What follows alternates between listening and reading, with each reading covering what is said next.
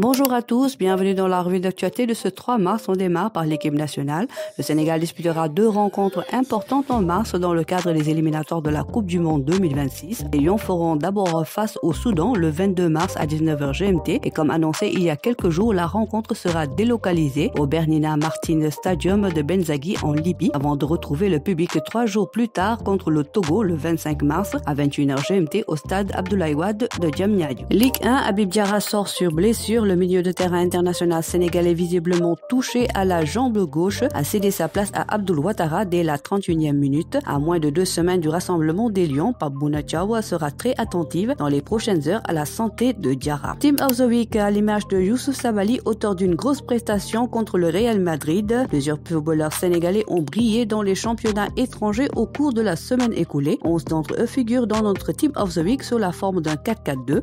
Demba Thiam n'a pas suffi à la Juve Stabia. Youssouf Sabaly précieux, Sadibou Sané appliqué, Ousmane Diao retrouve ses forces, El Hadji Malick Diouf retrouve ses bonnes habitudes, Pathé Ciss indispensable, John Lopy omniprésent, Pathé Mboup résidive, Pape Maïssa Ba décisive, Christian Gomis montre la voie, Issa Soumaré chirurgical.